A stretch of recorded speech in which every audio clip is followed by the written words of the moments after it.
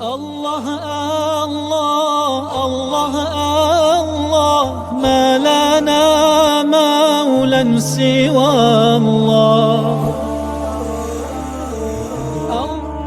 كلما ناديت ياه قال يا عبدي أنا الله زحزحي الحجب فقلبي غاب في ظلمة ذنبي نظرة في العمر حسبي تجعل الميت حيا كلما ناديت ياه قال يا عبدي أنا الله. أعوذ بالله من الشيطان الرجيم. بسم الله الرحمن الرحيم. الحمد لله والصلاة والسلام على رسول الله وعلى آله وصحبه ومن والاه أما بعد. Hürmetlik kırındaşlar, biz bugün Sure Nisa'nın 44. ayetiga keldik. İlgirki ayetlerde Allah subhanahu ve taala bizningki her zaman aqli hoşumuz bilan bo'lishimizning kerak ekanligi bo'libmi, Allah subhanahu ve taala'nın huzuriga chiqqan vaqtda mayli ruhiy jihatdagi sog'lomligimiz, pokizligimiz, temizligimiz yoki moddiy jihatdagi, jismoniy jihatdagi sog'lomlik, temizlik, pokizligimizga ahamiyat berishimizning kerak ekanligi haqida bizga bir bo'lib ta'limotlantirib bo'lgandan keyin endi koinot, ondan keyin aqida, yo'l tanlash, mushuna munosabatlik mazmunlar haqida o'zining payg'ambari Muhammad alayhissalatu vassalamga xitob qilib shunda deydi: "Astag'izu billah, alam tara ila allazina nu'utu nasiban min al-kitab yashtaruna ad-dalalata va yuriduna an tadillu as-sabil as-sabil."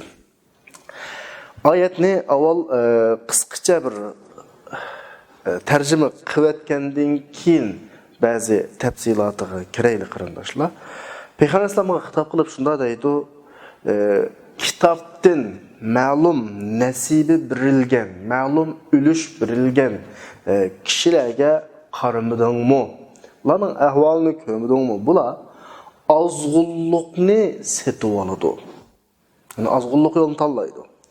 Ve sizlarningmi yo'lda ezishinglarni bular xohlaydi deydi. Bular istaydi. Oyat bu kadar qisqa. Ama ayetning tahtiga yushirilgan haqiqatlar, masalalar haqiqatan da ko'p qarindoshlar. Oldi bilan kelaylik oyatning dastlabki qismidan. Oyatning 5-ida Alloh subhanahu va taolo alam tara, sen qarimidingmi ifodasini qanday qilyotdi, qo'llanyapti. Bu ko'pincha vaqtda masalaninki rost yoki rost emas, to'g'ri yoki xato ekanligini qarshi tarafning o'zini iqror qildirish, o'ziga qo'yish, o'zining oldida qo'yish, amaliy isbotni o'z ko'zlan ko'rish, bu masalaninki %100 ashtabr masala ekanligini o'rtaga qo'yish uchun qo'llanilgan ifoda. Alam tara normalda ko'zlan ko'rish ma'nosini ifodalaydi normalda. Masalan, birovlarga biz palane yo'ldan chiqibdi, pukuni ezibdi deb bir ma'lumotni yetkazganimizda ya bizning ma'lumotimizga ishonadi yoki bizning ma'lumotimizga qanday qilmaydi, ishonmaydi. Ammo uning haroq ichayotganligini, o'g'irlik qilayotganligini, qima o'ynayotganligini uning ko'ziga ko'rsatib turib, ko'midingmi haroq ichayotdi, ko'midingmi qima o'ynayotdi, ko'midingmi askishni qilyotdi deganimizda biz qarshi tarafning o'zini şu ishqi guvohlikka tortgan bo'lamiz. Oyatdagi arayt degani Allah subhanahu va taolo masalaga payg'ambar alayhisolatu vassalamni guvohlikka tortib turib, bu masala ko'z oldindagi masala degan ma'noni ifodalaydi. Undan keyin mushu munosabatlarni deb qo'ydigan bir masala Qur'oni Karimdagi alam tara ifodasi ko'rdingmi? Masalan, alam tara arayta o'xshash ifodalar ko'rdingmi, ko'midingmi o'xshash ma'noda qanday shaklda bo'lsa, ammo ikki xil hukmda keladi. Birisi amaliy ko'rish, ko'zlan ko'rish ifodasi. Ya'ni agar bu masala hozir ifodalamoqchi bo'lgan masala, o'tirib qo'ymoqchi bo'lgan masala Rasululloh bilan ayni vaqtda bor bo'lgan, Rasulullohning hayotida amaliy bor bo'lgan ish bo'lib qolsa, bu vaqtida haqiqiy ko'rish ifodasi bo'lsa, masalan, bu oyatda mana shunday ifoda qo'llanilgan Rasulullohga Madinada yashayotgan Yahudilarni ishorat qilib turib, Yahudilarni ko'rsatib turib Rasulullohga xitob qilinyapti-ya. Undan boshqa sura Alaqda ara'aytallazi yanha abdan iza salla. Namoz o'qigan bandani tuzadigan odamni ko'rdingmi? Masalan, Rasululloh namoz o'qisa, Rasulullohga to'sqinlik qilgan kishilarni Rasulullohga ko'rsatib turib, "Ani ko'rdingmi?" degan amaliy ko'rish ma'nosini ifodalasa, yana bir bilik oyatlarda Rasulullohdan ilgirki zamonda o'tgan, Rasululloh hech qachon ko'zlan ko'radigan, bunda emas. Rasulullohning ko'z oldida yo'q, masalalarga bu shaklda xitob qilinayotgan ahvollar bor. Masalan, sura Filda alam tara kayfa fa'ala robbuka bi ashabil fil. Fil vaqasi Rasulullohning tug'ilgan yilisi yoki uning oldidagi yilisi yuz bergan. Sho'ning demak Rasululloh normal ko'z oldida ko'rmagan bir vaqa. Rasulullohning hayotida yo'q bir vaqa. Bu nuqtalarga shu shaklda ifoda qilinadi. Bu vaqtida bu abstrakt hukmdagi ko'rish, ya'ni buni texnik desak, bilish ma'nosi bilan kelgan bo'ladi bu vaqtda ikkala holatda. Mayli holatdagi Rasulullohning amaliy ko'z oldidagi masalani Rasulullohga ko'rsatib turib, Rasulullohning buni guvoh chiqib turib o'rtaga qo'yayotgan haqiqat bo'lsin, yoki ma'noga o'xshash Rasulullohning ilgari o'tib ketgan, Rasulullohning ko'z oldida yo'q masalalarga ko'rdingmi, ko'mdingmi o'xshash manda ifodani qo'llanib o'tirib qo'ygan masala olsun. Maqsad nima desa, masalaning 100%lik masala ekanligini o'rtaga qo'yish masalasi. Ya'ni, masalan, fil vaqasini Robbingning fil egilarini qanday qilganligini ko'mdingmi degani, bilmadingmi? Ya'ni bu yerda xabar beruvchi Alloh. Bu nuqtadan yana masala 100%lik chin masala ifodasi. Hatto Alloh xabar bergan xabarlar biz o'z ko'zimiz bilan ko'rgan masaladan ishonchlik. Nima uchun? Chunki ba'zida ko'zimiz xato ko'rib qilishi mumkin. Ko'zimiz ko'rganni xato analiz qilib solishimiz mumkin. Lekin Alloh xabar berganda hech qanday xatolik bo'lmaydi, hech bir rost yolg'onga ehtimoli bo'lmaydi. Bu nuqtadan Alloh xabar bergani, garchi Rasulullohning hayotida o'zi ko'z oldida ko'rib turmagan o'tmishda o'tgan Alloh u haqda xabar bergan masala texmo ishonchlik chiqishi mumkin. Shunga bayatdan aldık misallarni Rasulullohning hayotidagi ishlarga ara'aytallazi yanha abdan iza salla yoki hozir biz o'qiyotgan alam tara ilallazina utu nasiban o'xshash oyatlar olsun yoki alam tara kayfa fa'ala robbuka bi ashabil fil o'xshash masala olsun. Maqsad Rasulullohga şu bir bilik ishlarni ko'z oldiga ekilish orqali masalaninki 100%lik nuqtasida turib bayon qilinishini maqsad qilish. Endi oyatning o'ziga kelganimizda oyat Rasululloh bilan birga zamondosh yashayotgan bir bilik ahli kitobga ko'rsatib turib, Rasulullohni shunga qaratib turib, ko'z oldida bo'layotgan ishlarni bir narsa o'tirib qo'ymoqchi. Davatudiki alam tara ilallazina utu nasiban minal kitab. Kitobdan ma'lum bir ulush berilgan ahli kitobga qaramadingmi? Neda kitobdan bir bo'lak ma'lum ulush berilgan degani asli bular normal buddist arablarga o'xshash samoviy ta'limotlarni xoli kishilar emas. Hammasining ma'lum darajada samoviy kitoblardan nimasi bor, xabari bor. Tavrat va bularningki Tavratdagi masalalarni ancha-muncha xabari bor. Mashtaq turib bular ozg'unlik yo'lini tanlaydi. Ozg'unlik yo'lini bular setib oladi. Haqiqatni o'tirib qo'ymaydi. Masala Rasulullohning ko'z oldida ko'rilayotgan aniq masala Rasulullohga nisbatan. Rasulullohni Alloh subhanahu va taolo butun payg'ambarlarning eng oxirgi qilib avatdi. Rasululloh bilan payg'ambarlar karvonini oxirlashtirdi. Rasululloh bilan payg'ambarlar karvanini oxirlashdi. Musha kelgan vaqtda balkim qilinglarda bir savol bo'lishi mumkin. Bu savolni men o'zim so'rab, o'zim javob beray. Qadimdan tortib, ta payg'ambar alayhisolamning zamonisigacha har millat, har rayon, har iqlimda ayrim payg'ambarlar keldi. Hatto bir zamonda ikki payg'ambar tang ikki rayonda avatilgan ahvollarmi bor. Ammo Rasulullohga kelgan vaqtida masala o'zgardi. Rasululloh bütün dunyoga payg'ambar qilib avatildi, bütün insoniyatga payg'ambar qilib avatildi. Rasulullohning payg'ambarligining na millat chegarasi yo'q, na davlat rayon chegarasi yo'q. Nima uchun desa, payg'ambarlar jamiyatda ma'lum bir to'plam, ma'lum bir jamiyatda yuz bergan masalalarni, qiyinchiliklarni, shu jamiyatning halakatiga sabab bo'ladigan ba'zi yomon ishlarni yo'q qilish uchun keladi. Shuni bayon qilish uchun keldi payg'ambarlar. Endi ilgirki zamonlarda uchur vositasi, qatnash vositasi sababidan millatlar o'rtasida ma'lum bir to'siq bor, ma'lum bir chegara bor. Yuz bergan masalalar har millatda o'zidan chegaralanadi, o'zidan cheklanadi. Ma millatda yuz bergan masala a millat yuz bermasligi mumkin.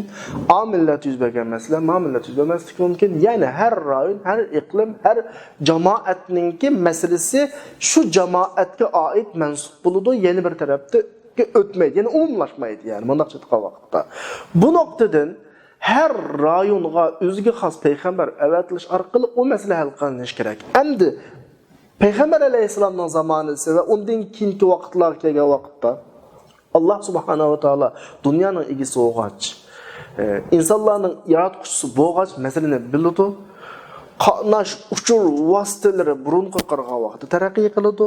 Qatnash uchur vositalari sababidan o'rtamizdagi chegirlar yo'qotiladi. Millat chegaralari yo'qotiladi, iqlim chegaralari yo'qotiladi, davlat chegaralari yo'qotiladi. Qilib qolgan narsa millatlarning o'zaro bir-birisi bilan uchrashish, bir-birisiga ta'sir qilish, rayonning ta'siriga uchrashishni qanaqlanmaydigan, cheklanmaydigan darajada bir chek bor. Ya'ni yiroq mashriqda yuz bergan, sharqda yuz bergan bir voqeani shu anning o'zida g'arbda qanaqa qilib bo'ladi, ko'ngili bo'ladi. G'arbda yuz bergan narsani sharqda ko'ngili bo'ladi. Bu nima demak bu desa, shu demakki, insonlar ichida yuz bergan masala umumlashib ketadigan bir holat shakllandi. Bugun eng sharqdagi bir davlatdagi bir mushkula, insoniyatga ig'ir ziyonli qo'ygan bir mushkula, dunyoning g'arbidagi bu mushkula shu. Ortak mesele. Yani mesele ortaklaşıp kaldı, mesele umumlaşıp kaldı. Yani aynı mesele. Şarqdagi devlet, şarqdagi millatlar qanday meseleden qiynalib, qanday meseleге duch kelgan bo'lsa, g'arbdagi davlatlarning masalasimi shu. Buni hal qilish uchun bir payg'ambar ketadi. Bir payg'ambar yetadi yoki. Mana mushu nuqtadan payg'ambar alayhisolatu vasallam masofa tugagan, chek-chegara tugagan, bir kanitga o'xshash bo'lib qolgan bir dunyo uchun avatildi payg'ambar alayhisalom. Bu nuqtadan butun dunyoning hammasi bir gavda oldu. Dunyoning masalalari bir masala bo'lib qoldi. Bugungi kunda ko'ryapmiz, bu narsa hech kimga maxfiy emas bugungi kunda. Har millat, har davlatning masalalari asosan o'xshash bo'lib qoldi. Bunda bu sabab tufaylidan risolat bir bo'lishi kerak. İnsanlarga öğretilgan xitob bir bo'lishi kerak. Ve mushu bir xitob, bir risolatni etkiladigan bir payg'ambar bo'lishi kerakki, Rasululloh dal mushu payg'ambar bo'lib, butun payg'ambarlarning xotimasi, butun payg'ambarlik vazifasi oxirlashadigan payg'ambar bo'lib keldi. Endi Rasululloh mashta bir payg'ambar bo'lgach, qamayat bir nuqta va intayin muhim. Dunyodagi bütün millatlarga avatiladigan bo'lg'achqa, bütün iqlimlarga avatiladigan bo'lg'achqa, bütün rayonlarga avatiladigan bo'lg'achqa, har rayondagi payg'ambarlar o'z vaqtidagi o'zining qavmiga shunda bir tavsiyani qilish to'g'ri kelib qoldi. Alloh ulardan shunda bir ahd oldiki, o'zining millati, o'zining qavmiga eng oxirida keladigan bir payg'ambarning xabarini berish ahdisini oldi. Sura Al-Imran'ın 81. ayetinde bu mesele tilqalanıqlıq. Ve iz akhadallahu mithaqan nabiyyina lamma ataytukum min kitabin ve hikmetin thumma ja'akum rasulun musaddiqun lima ma'akum la tu'minunna bihi ve la tansurunnahu. 81. ayet Sura Al-Imran'daki. Her peygamberden Allah öz qavmiga mışında en ahirki zamanda bir peygamber kelib qalsa, şununğa iman eytish va'dasini aldı peygamberler orqali. Çünkü bu peygamberninki sübütü nim boldu, bu Resulullah'ın sübütü nim boldu? Bütün samavi dinlarning hammini itiraf qiladi. Samavi kitaplarni itiraf qiladi. Samavi peygamberlerini Allah'tan tarafından avatilgan peygamberlarni qanday qiladi? İtiraf qiladi. Bunun için Allah bütün peygamberlerini guvohlik qildi. Qavminglarga yetkazinglar. Sizlar guvohchisi degan shaklda, yana shu bayatdan Sura Al-Imronning 81. oyatining oxirisida qala aqrartum wa akhadhtum ala zalikum ithri qalu aqrarna qala fashhadu anna ma'akum min ash-shahidin. Peygamberler özünün şu vazifini yetkizgenlikini iqrar qiladi. Ve Allah o peygamberlerini bunun şahitlik qiladi. Demek bütün peygamberler Resulullah'ın peygamberligiga şahit. Şunlaşqa Resulullah'ın ta'limatlari, Resulullah bizga olib kelgan dinning ta'limatlari bütün dinlarni qo'llaydi. Samaviy dinlarni. Allah tarafından avatilgan bütün kitaplarga iman eydidu. Bütün peygamberlerge iman ey. Çünkü Resulullah'ın olib kelgani şularning dini. Resulullah olib kelgan asosiy prinsip, aqida, dinning asosiy qismlarida hech qanday farq yo'q ular bilan. Shunlashqa biz Resulullah'ning ummati bo'lish sifatimiz bilan Musa alayhisalomni e'tirof qilamiz ve Allah tarafından olib kelgan Tavratni e'tirof qilamiz. İsa alayhisalomni e'tirof qilamiz ve Allah tarafından olib kelgan Injilni e'tirof qilamiz. Bu Resulullah'nınki en ahirki peygamberlikininki bir alohidligi, özelliği. Endi maşta olgan iken ehli kitap Resulullah'ni qabul qilish kerak. Çünkü Resulullah ularning peygamber asli. Ularning dinini olib keldi Resulullah. Lekin bular qanday qildi? Bular inkar qildi. Nimishqa? Çünkü bular ve nasu hazzan mimma zukiru bi. Özlerining ta'limotlarini unutdi bular. Sura Maidaning 13. oyatida özleridagi kitap bularga berayotgan ko'rsatmalarni unutdi bular bir bilikini. Hammasi emas, bir bilikini unutdi. Tamam. Unutganlik uchun, quruq qolganlik uchun bular özür beriladi. Özür beriladi-yu, unutmagan taraf, yani bular biladigan kalisi bor taraf, bular amel qilish kerak. O'zi muqayyisdi Resulullah'ningki kelishi ve bu kasi bunga iman etishdan iborat, bu unutmagan bir taraf bor u kitobningki. Tavratning, Injilning unutuldirilmagan bir tarafları var. Bu tarafda bularga özür berilmaydi. Bunun unutulmaganligining isboti ne desa? Çünkü Sura Baqara'nın 89. ayet o'qib o'tdik qarindoshlar. Ve kanu min qabl yastaftihuna lillazina kafaru. Ahli kitap burun Resulullah kelishdan ilgari mushrik buddistlarga shunda tahdid salatdi Madinada. Bir payg'ambar keldi. Biz bu peygamberlerge sizlardan burun iman etimiz. Eğer sizlar şuna iman etme, yani küfür altında, buddist altında kap kalsanlar, sizlarni xuddi at, eramni o'ltirgandek o'ltirimiz deydi. Halbuki Resulullah evatildi. Resulullah'ın evatilişi, Araplarning, buddistlarning ichidan evatilişi, Araplarga nisbatan bu amaliyotda eng katta ne'matdi. Bular bu fursatni tutanmadı. Nim dedi bular? Sura Ad'ning 43. oyat degandek ve yaqulullazina kafaru lasta mursalan. Bularning javobi Resulullahga sen payg'ambar emas deb inkor qilish oldi. Ikkala tarafga nisbatan eng chong bir fursatdi. Ahli kitobga nisbatan burun xuddi buddist arablarga tahdid sog'inidek iman aytish fursatdi. Araplarga nisbatan o'zining ichidan chiqqan bir payg'ambardi. Bu bir fursatdi. Ular inkar qildi. Bayatın o'qigan oyatimizgidek. Ana ma ahli kitobmi shu? Sura Baqaraning 89-oyat endi shu. Falamma ja'ahum ma'arafu kafaru bi. Burun taht sog'an. Voy o payg'ambar kelsa biz agishib turib, sizlar agashmasangiz sizlarni o'ltiramiz degan payg'ambar kelgan vaqtda bular rad qildi. Bular inkor qildi. Birisi dinga inkor qilganida iman aqida masalasiga qarshi chiqqanida o'ylaydi-ki, men bu masalaga qarshi chiqish orqali ziyat tuzalayman. Bu masalani bir tarafga qo'yg'iza olayman. Taraqqiy qilg'izmayman. O'ltirma buni shu tigidlab ujuqtirma deb o'ylash mumkin. Halbuki inson nurg'un narsaga qarshi chiqish orqali taraqqiy qildiradi. Yani bularninki qarshi chiqqini bu masalani o'ltamaydi. Xuddi Quraysh mushriklari qarshi chiqish orqali Rasulullohninki ep kelgan bu yo'lni o'ltirmagandek. Burun boshqalarga tahdid soladigan shu ahli kitob bu masalaga qarshi chiqish orqali masalani o'ltirmagandek, davoni o'ltirmagandek iymon davosimi Qurayshdan qarshi chiqish orqali o'lmadi.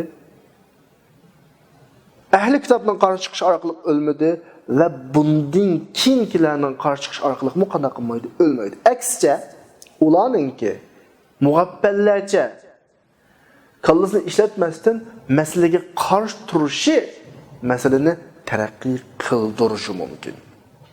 So'ngan Rasululloh payg'ambar bo'lib kelgandan keyin mushriklar buni inkor qildi, Makka mushriklari. Ammo Madinadagi Yahudlar burun tahdid solgan haliqa arablar.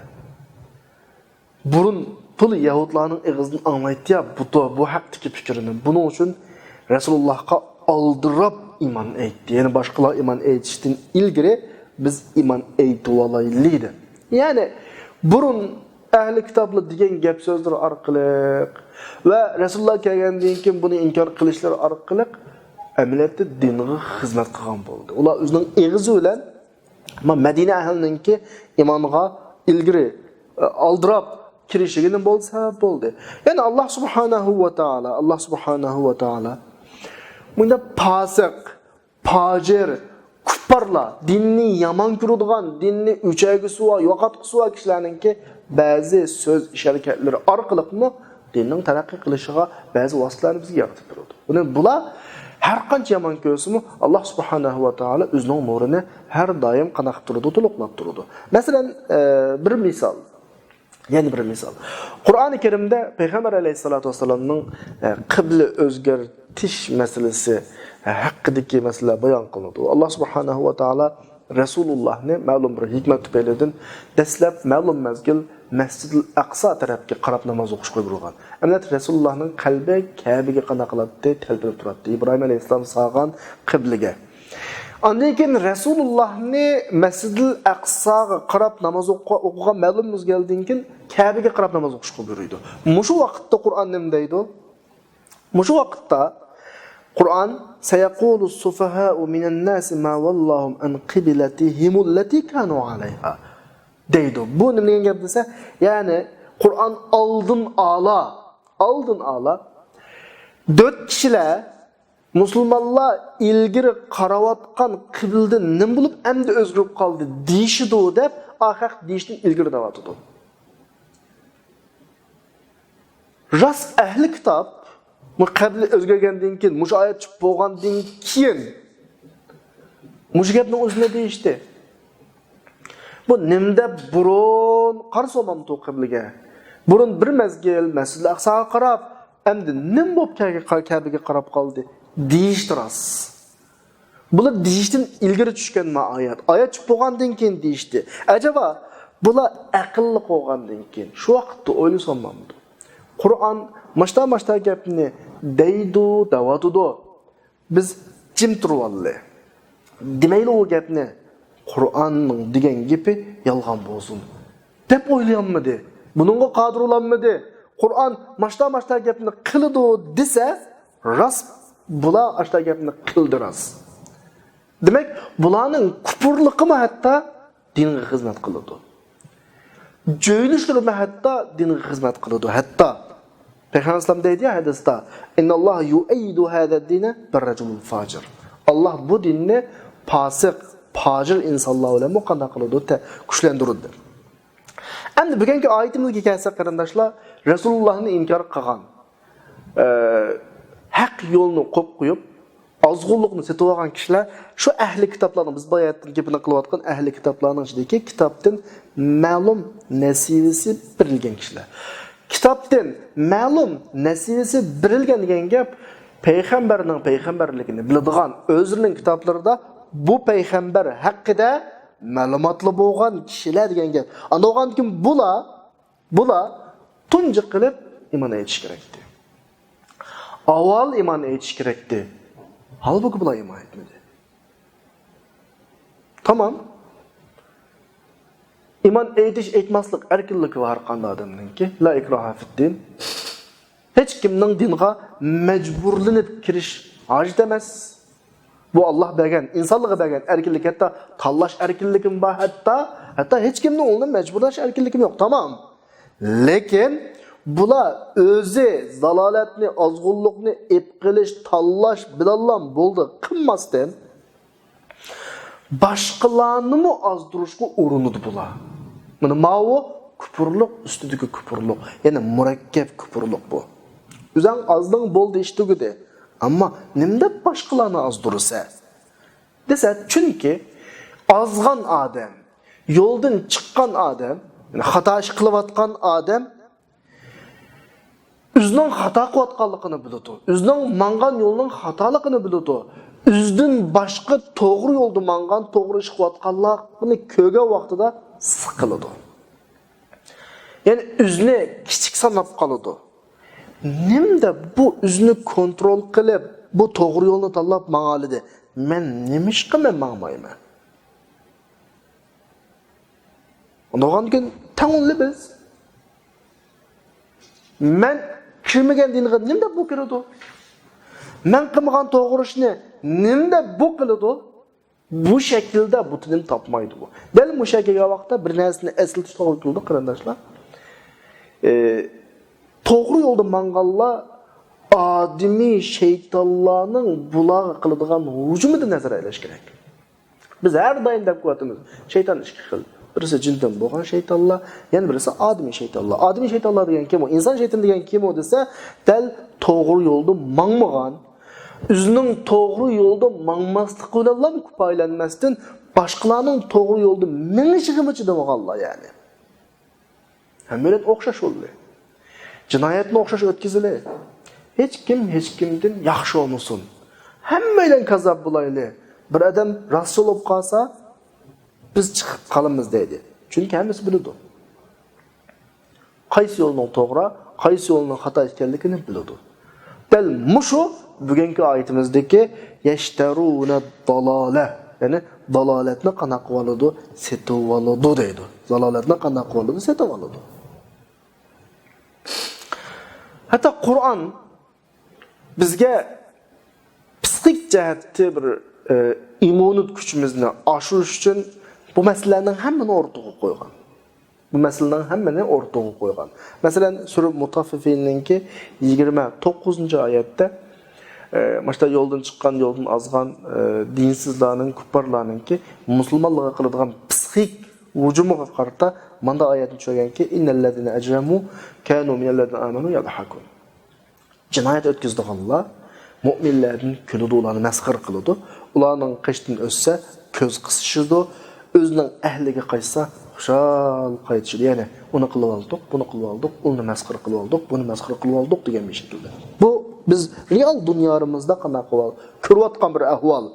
Va idza ra'awhum qalu inna haulay dallun. Hatto mu'minlarni to'g'ri ish qilayotganlarni xato ish qilayotgan azg'unlar deb ayblashidi. Hatto halbuki va ma ursilu alayhim hafizun. Alloh subhanahu va taolo mishakaga vaqtda bizga nima deydi? Ümidsizlanmanglar. Ma'ulning oldida o'zingni mag'lub bo'lgandek his qilmanglar. Chunki shunda bir kun keladi-ki, ularning qilgan har ishidan so'riladi. Hal fuwibal kuffaru ma kanu yafalun. Qani qilgan ishi g'iqarta bular savab berildimi? Bir so'rab baqili. Bu bir so'roq amaliyotda bularning kelgusidagi oladigan jazosining ig'irligi yoki jazosiga qarata xuddi mu'min musulmonlarni masxir qilgandek bularga nisbatan bir masxir shakldagi savol. Bugungi oyatimiz biroz o'zi qisqa bo'lishiga qaramay negizlik masalalarni o'z ichiga olgan bo'lg'achqa biroz atrof poch temalargacha qanaqvatimiz kiryapmiz. Yana oyatninki alam tara ilallazina utu nasiban minal kitab degan oyatda Alloh subhanahu va taolo ahli kitobni kitobdan ma'lum nasibasini olgan degan shaklda ifodaladi. Yani bu ayetimiz bayatdan ma'lum bir noktalarni o'tgan bo'lsak, endi yana bir bizning diqqatimizni tortgan nokta bular kitobning umumisiga erishilmagan. Ya'ni bular da gerçi o'zlarini Tavratning ergashuvchilari, Musa alayhisolamning ergashuvchilari deb da'vo qilsa-mu, ammo bular ash da'vosiga tushliq bular Tavratning hammini bilmaydi yani. Tavrat buldu yo'q demakchi. Bir qismi bor. Bu nokta bir nokta. Yana birisi yashtaruna dalala degan bu ifoda biroz diqqatimizni tortadi. Azg'unlikni setib oladi ifodasi. Men har doim lug'at ma'nosida tarjima qilaman qarindoshlar, so'z ma'nosida. Nimishqa Alloh mushadin iroda qilgan bir inchki nuqta bo'lib qolami degan bir shaklda. Qur'oni Karimda shu yo'l tanlash, haq yo'lni tanlash, batıl yo'lni tanlash masalasida ko'pincha vaqtda ishtara şekilde setuvaldi ma'nosidagi ifoda qo'llanildi. Masalan, Sura Baqaraning 16-oyatida "İştarav dalalata bil huda." Hidayatni dalalatga qana qildi, satdi. Dalalatni ep qilib, hidayatni qana qildi, birvatdi degan ma'no ifodalanadi. Hamda bu yerda bo'lib birvatgan hidayat qaysi? Ep qolgan azg'unlik bilan tanlagan yo'li bir vatgan hidayet qaysi desa, çünkü insanın asli fitratida iman fitrati var. İnsanın asli vücudu iman yolunu, Allah yolunu tanlaydı, qana tanlaydı. Bu noktada biraz to'xtalib qarindoshlar. Biz manda o'ylab qolmaylik. Payg'ambar insonga hammani o'rgatdi, buni o'ylab qolsa qolmaydi. Yani Peygamberden birisi kelip Allah'ın varlığını dep birdi, birlikini dep birdi ve qolgan ta'limotini dep birdi, unda ish yo'q. Avval insanın aqli, sağlam aqli ve vücududaki fitrat tabiati Allah'ın varlığını biladi. Biz Peygamber kelgandan keyin ishonimiz emas Allohga. Avval Allohga ishonimiz, Allohga ishonib bo'lgandan keyin mushu Allah Peygamber evet doğru işinimiz bu peygamber Allah'ın maqsadini bizga yetkazdi. Ma intayin muhim zil bir nokta qarindoshlar.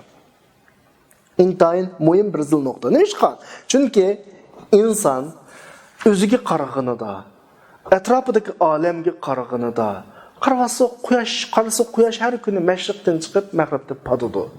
Bütün xizmati inson uchun. Atmosfera, havo bütün hizmeti insan için. Ay bütün hizmeti insan için. Şamal bütün hizmeti insan için. Yani insan tug'ilgandan o'lganga qadar bütün dünya xuddi inson uchun aylangandan bir ahvollarni ko'rdi. Keynida qanda ishi va bilib bo'lmagandek darajada ishlar va sistem bor atrofida. Bu nuqtadan inson acaba bu narsalarningki bir orqasida kim bor deb o'ylanmadi. Tabii oylanadi.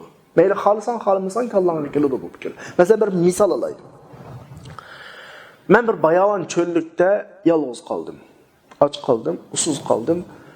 Ölüşüm muhakkak olup kaldı yani. Şu anda tuyuksuz aldığımda bir dastıxanda nazı nimet yemeklik peyda olup kaldı. Ya ki uçurattım. Ben o kadar ihtiyaçlı ki tamakka derhal yemesem ilime. Ama şu vakitte benim oylaydığım avval yiyiş ulandı ya kallamıға tunca keladigan fikir. Nereden gap qaldı o narsa? Bu ulandı. Tabii ki mutlaka jazm qila olmayman. Hatta şu o'lgilayotgan shu odamning kallas qilgan tunji fikr. Neyli net sekund olsun, net daqiqa qanchalik az olsun keladigan tunji fikr kim qo'yib qo'ydi? Nereden paydo olduğudu? Yani bu şu demek ki qarindoshlar, insonning vujudida etrafidagi bu olamga qarab, üzümü teyni tigiga yetib bulamaydigan bir o'zining vujudidagi ruh sistemasi, ruh insonning badanidagi butun insonni mush mangdirayotgan bir sistemaga qarab, dunyoning ahvoliga qarab turib, kim paydo qildi? Yani kim paydo qildi deydigan bir savol bo'ladi. Mana mushuni o'zi fitrat. Biz Allohga musharaqlik etimiz. Yani bir yaratquchining borligiga musharaqlik etimiz. Xuddi Ali radhiyallohu anhu manda bir savolga duch kelgan. Rabbingni Muhammad bilan tunudingmi? Muhammadni Rabbing bilan tunudingmi? Sallallohu alayhi vasallam. Ali radhiyallohu anhu shu vaqtda deganki, Muhammadni Rabbim bilan tunugan bo'lsam, hech payg'ambarga ehtiyojim yo'q. Yani deganki, ammo Rabbimni Rabbim bilan tunudim. Biz bu dunyoda bir Allohning borligi, bir yaratquchining borligini atrofdagi shuning dalolat qiladigan alomat, dalil, ishoratlarga qarab turib tunaymiz. Ammo u zot kim? U zotning bizdan talab qiladigani nima? Bularni o'qimaymiz. Ali radhiyallohu anhuning gapida shuning ifodasi bor. Qaranglar, lekin Rabbimni Rabbim bilan tunudim deb bo'lib, Muhammad sallallohu alayhi vasallam menga Rabbimning mendan talab qiladigini yetkazdi deyapti. Yani ayetki "Ellezine ishtaraw dalalata bil huda." Yani ular azg'unlikni setib oldi, hidoyatni qo'yib qo'yib deganning ma'nosi mush vujudidagi mushahil tabiatdan voz kechdi bular. Bu tabiatdan yuz o'rdi bular. Azdi bular, xatolashdi bular. Shunga Allah subhanahu va taolo amma biz bugun o'qigan oyatda alam tara ilallazina utu nasiba minal kitab yashtarawna dalal. Dalolatni setib oladi. Ma bugungi oyatda hidoyat yo'q. Bugungi oyatda hidoyat yo'q, lekin dalolat bor. Başka ayetlarda hidayet ve dalalat var.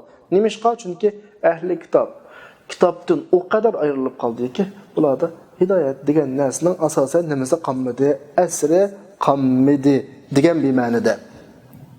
Anikin ayetin ahirine keleylik arkadaşlar. Ve yuridune en tadillus sebil. Ula sizlerinin yoldan ezişinlerini halaydı. İrade. Yuridun ifadesi adamın iradesini ifatlaydı. Yani irade degen tallashqı tegishlik ikki narsa var ko'z oldimizda. Man tallayımı, manımı desem, men ma'ga nisbatan foydaliligini tanlagan bo'lsam, arab tilidagi irade shu. Arab tilidagi irade shu. Anikin oyat yana birisi tadillu, yo'ldan ezish ma'nosidagi bir ifoda var. Ezish degan nima?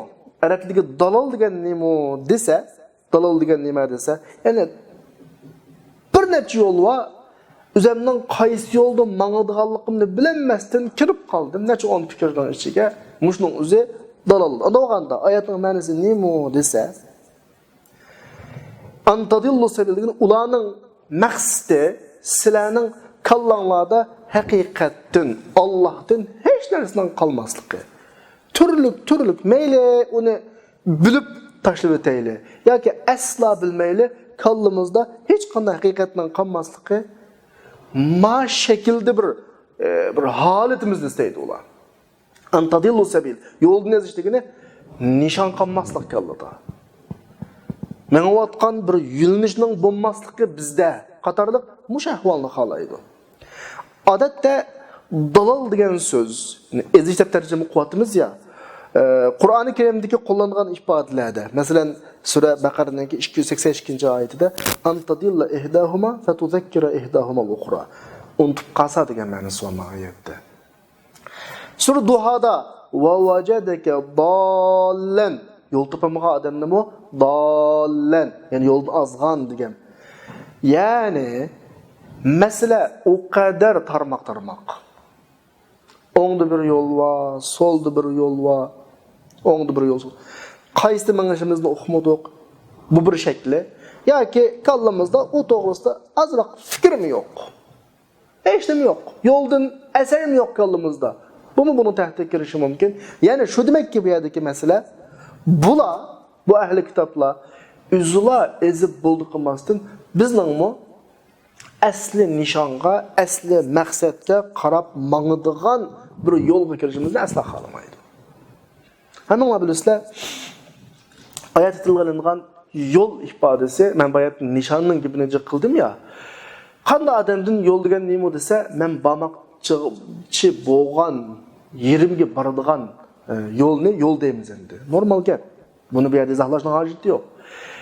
Yo'ldan ezish ifodasini qo'llanishi Alloh subhanahu va taolo bizdan bir nishonimizdan yo'qolib ketishini qanday qiladi? Umid qiladi ular. Favqulodda umid qiladi.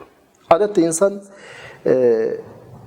mayli hayotidagi qisqagina hayotda olsun yoki o'ziningki cho'ng büyük hayotida deganimiz oxirat hayotini qo'shqa vaqtga hayotda olsun, mayli juz'iy shaklda yoki kulliy shaklda bir nishonga qarab mangadi. Aqallisi bir kishi o'zining bolasini bir yasliga apagan bo'lsa, mushu odamning kelgusida bir nishoni bor.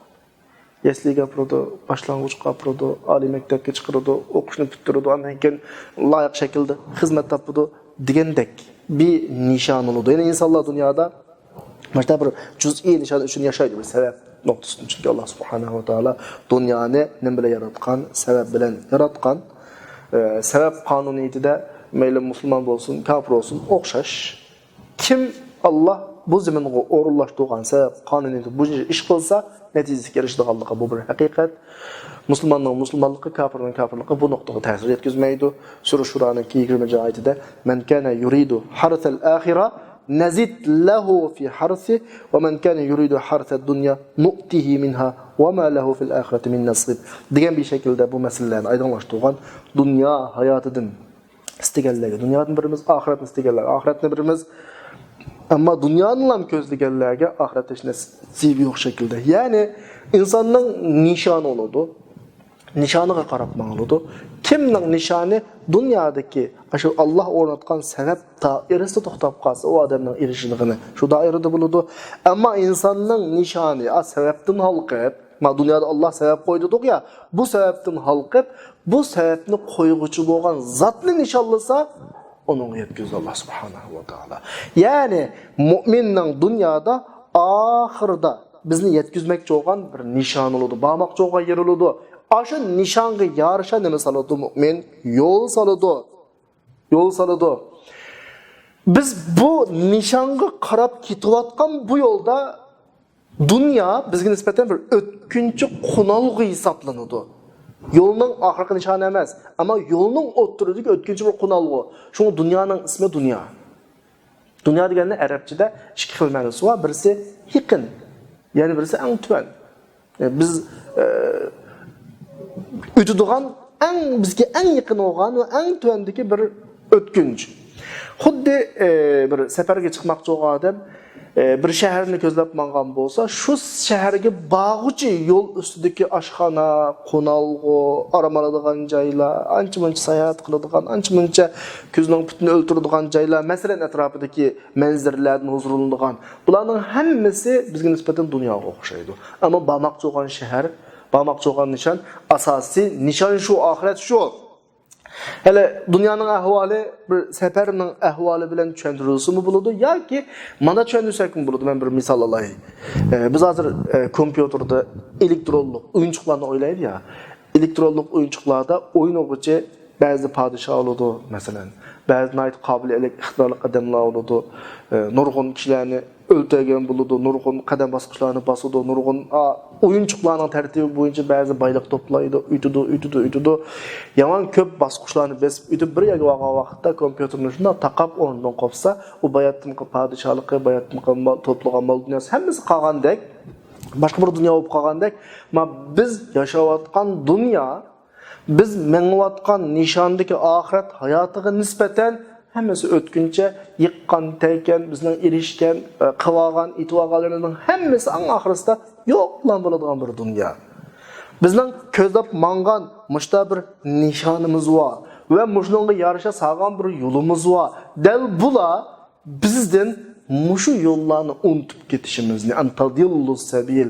Yoki muşu yollarning boshqa yo'llarga, yani bu yo'llarni qolib qo'yib, boshqa yo'llarga chiqib, yo'ldan ezib ketishimizni qanday qiladi, xohlaydi. Boshqa oyatlarda tilg'ilindi bu shaklda. Sura An'amning 153-oyati ekan. Va anna hada sirati mustaqima fattabi'uhu. Mana bu mening tüz yo'lim, bunga ergishinglar. Va la tattabi'us subul. Boshqa yo'llarga ergashmanglar. Boshqa yo'l ko'plik shaklda yo'llarga, ammo bu yo'l faqatla birlam yo'l. Onun üstüge bu yolning sifati mustaqim. Tüzlam yo'l. Meda bir nuqtani men alohida eskartib qo'yay qarindoshlar. Alohida eskartib qo'yay. Nishonga mutlaqo ixtiyoriy majbur holatda boramiz. Birisimiz 50 yil yashagandan keyin boramiz. Birisimiz 60 yil yashagandan keyin boramiz. Yana birisimiz 100 yil yashagandan keyin boramiz. Yoki ba'zimiz 5 yil yashab boramiz, yoki 1 yil yashab boramiz. Bir narsa haqiqatki hammalarning shu nishonga berishimiz muhaqqaq. Ammo qaysi yo'lda minib berish muhim masalasi. Qur'on bizni yetaklagan yo'l qanday yo'l desa, mustaqim yo'l, ya'ni tuz yo'l. Tuz yo'l degan nima desa, maymiq yo'q, agresi yo'q, ya'ni texmi iniqroq tushundirsam qisqa yo'l. Texmi iniqroq tushundirsam nima yo'q, qisqa yo'l. Ya'ni biroz temaga qaytib kelsak qarindoshlar, insonning vujudida mushu yo'lga tortilgan bir fitrat bo'ladi. Biz bayatimiz darsning beshida dedik. İnson bir kuchning borligini sezalaydi. Tunib yetalaydi. Lekin mushu kuchning ismi nima buni o'qimaydi. Bu kuchning bizdan talab qiladiğini nima buni o'qimaydi. Bunu mu aql orqali topaman desa, pek herib qoladi inson, xatolashdi mutlaq. O'sha kuchga ishinib bo'lgandan keyin kuch avatgan payg'ambar buning eng qisqa yo'li. Mustaqim degan yo'l shu. Masalan, filosoflar, falsafachilar masalan izdinidu. Bu dunyoning, büyük dünyanın arkasida bir kuchning varligini bayqaydi va o'sha kuchni mo bayqashga urinadi. Herib qoladi. To'xtab qoladi. Sening aqling shu kuchni bayqashga yetadi. Shu bu dunyoni yaratgan zotning borligini bayqashga yetadi. Shu yerga odammo eng qisqa yo'l qaysi desa, shu zot sana hammani deb berish uchun avatgan payg'ambar. Bu şekilde vaqtda payg'ambarning roli oldu. Shunlashqa payg'ambar bizga nima uchun keldi deymizak? Payg'ambar haliqi kuchning borlig'ini deb berish uchun emas, dunyoni yaratquchining borlig'ini deb berish uchun emas, shu biz aqlimiz bilan yetgan shu zotni bizga tunishtirish uchun. Uning ismining Alloh ekanligini bizga deyish uchun. Uning shirkining yo'qligini bizga deyish uchun. Uning bizdan talab qiladiganining nima ekanligini deyish avatiladi. Bu eng qisqa yo'l, mustaqim yo'l degan shu. Dunyoda quyoshga ibodat qilayotganlar bor, otga ibodat qilganlar bor, kaliga ibodat qilganlar bor. Bu ibodat qilayotganlar o'zi ibodat qilayotgan, o'zi iloh deb tunigan narsalarni hech qaysi birisini payg'ambar qabul qilgan emas. Ya'ni ular payg'ambar avati bir ta'limot avati, masalan, quyoshga ibodat qilganlarga quyosh manda yo'lda mangsizlar deb ta'limot o'tgan emas. Kaliga ibodat qilganlarga kala manda ibodat qilsa deb ta'limot o'tgan emas. Chunki ular o'tmaydi. Ammo Allohga ishonganlar, Allohning borligiga ishonganlarga payg'ambar avatido va payg'ambar bizning shu Allohga yetishimizga eng qisqa yo'limiz, eng mustaqim yo'limiz. To'g'ri yo'l deb tarjima qilamiz ya, eng to'g'risi qisqa yo'l. U qadar jafatashning hojati yo'q. Payg'ambar kelib bizga Alloh munda Alloh, qul huvallohu ahad, Allohus samad, lam yalid va lam yulad va lam yakul lahu kufuwan ahad. Allah'ın sizden talep kıldığını mavu, alıdığın İsa'u mavu, birdiğin mükafat cezası mavu, bunu peygamber de yapsa en tayin güzel şekilde kana kılıdı, depirdi ve en kısa, en doğru yol. Bununla başka alahide misal keltirilmesi mi buludu. Anlakin ayetninki bizge yeni bir dikkatimizni tartıdığın en mühim noktalardan birisi, Mush bizning yo'ldan ezishimizni xohlaydiganlar kim o desa, dal utu nasiban minal kitob. Bu nuqta bizga intayin muhim. Bu nuqta intayin muhim. Dinga, dinning sirtidagiliginin düşmanligidan azroq din bilan munosib va odamlarning dushmanligi biroz ig'ir bo'ladi. Chunki dinning sirtidagi odamlarning dushmanligini biz dushman deb tanıymiz ularni. Ulardan ehtiyot qilamiz, ularning fikridan ehtiyot qilamiz. Ammo biroz dinga oid, dinlan aloqasi bor kishilarning dushmanligini biz tasdiqlaymiz. Oyat bizga qilinayotgan bu dushmanlikning kim tarafidan qilinayotganligini utu nasiba minal kitob, ya'ni dindan xabar va kitobdan xabar va o'zini samoviy dinga mansub deb qaraydigan kishilarning qilayotganligini qanday askarladi. Bugunga qarasaqmi shu. Burunqi vaqtlarda, burunqi zamonlarda dushmanlar mustashriq deb maxsus o'zining ichidagi din tadqiqotchilar orqali bizga qarshi turgan bo'lsa, biz bu mustashriqning kitobi, bu uning kitobi, buning kitobi deb yoki bizga taqatgan zaharlarni qabul qilmaymiz. Ammo bugun qanday qilyapti desa, ichimizdan o'zini men musulmon, men mushu millatning bir mansubi deb qarayotganlardan opirib, bularning kallasini qo'yib, bularning kallasini yuyib bizga qaytarib atadi. Bizning qishimiz kelgan vaqtda bismillah bilan so'z boshlaydi. Alhamdulillah men musulmon deydi. Xudoyim buyursa deydi. Assalomu alaykum deydi. Allohga omonat deydi. O'zining zahrini bizga tarqatadi. Mavlaning zahridan saqlanmoq, sap dushmanning zahridan saqlanmoqdan biroz tez kichidi. Oyatning yana bir ifodasi, mushu oyat bizni bu nuqtadan qanday qiladi? Eskartyapti. Shunlashqa kinki oyatda, 45-oyatda vallohu a'lamu bi a'daikum, sizlarga kimning dushmanligini Alloh eng obdan biladi. Gerçi o'zini qanchalik yushirib ketsin, Alloh eng obdan biladi. Allah bunun yeterlik ve kafa billahi veliya ve kafa billahi nasraki Allah'ın yardımı bunun yeterlik. Muşumu bizni pavqul adda qo'rqitadigan bir oyat qarindoshlar. Qanday qo'rqitadi? Biz balkim navbatdagi kuch tangpungligi, tang olmaganligi tufaylidan o'zimizning dushmanning ustidan g'alaba qilishimizni u kuchga, bu kuchga u yerdagilarga, bu yerdagilarga bog'lagan bo'lishimiz mumkin, lekin Alloh nima deyotdi? Yo'q. Alloh kimning sizlarga dushman ekanligini, Alloh kimning sizlarga dushman ekanligini obdan biladi. Alloh yetarlik, Alloh yordam berishga yetarli. Va may yattaqilloha yaj'al lahu makhraja va yarzuqhu min haythu la yahtasib. Agar biz haqiqiy Allohdan qo'rqsak, Alloh mutlaqo bizga bir chiqish yo'l beradi, bizga o'ylamagan taraflardan nim beradi, rizq beradi. Oyat tekrar deb qarindoshlar, bizga ig'ir darajada bir askaratish oyati, g'alaba, nusrat hech kimning qishda emas, faqat Allohning qishda. Alloh bizning ustimizga nima tushadi desa, qo'lingdan keladiganning hammani qilinglar. Bu Qur'onning talabi. Qo'lingdan keladiganning hammani qilinglar, qolganini Alloh qo'yinglar. İslam tarixi, musulmonlar tarixi bu xil shakldagi o'rnaklar bilan to'shaq. Musulmonlar qo'shini yoki musulmonlarning soni necha 10 hassa, hatto ba'zi 100 hassagacha oz qarshi tarafdan. Mayli tayyorligi, qurol yaroqlar jihatda oz, son jihatda oz, ammo qo'lidan keladiganning hammani qildi. Oxirida g'alaba, nusrat musulmonlarning oldi. Bu o'rnaklar tarixda intayin ko'p. Allohning bizni talab qilgani shu. Dushmanlaringni men obdan bilma, men sizlarga yetarlik, men yordam berish. Sizlar qo'lingizdan keladiganini qilinglar, qolganini men qilaman. Sanulqi fi qulubil ladina kafaru ar-ru'ba bima ashraku billahi. Alloh al kafirning qalbiga qo'rqinish tashlaydi deydi. Qo'rqinish eng isil ham qanchalik ilg'or qurol yaroqliq, qanchalik ko'p sonliq dushman bo'lsin, buning mag'lubiyatiga yetarlik bir yordam Alloh subhanahu va taolo bizlarni faqat o'ziga tayanadigan, o'zidan boshqa hech kimga bağlanmaydigan, hech kimga tayanmaydigan kishilarning qatoridan qilsin. Va axiru da'vana alhamdulillahi robbil alamin.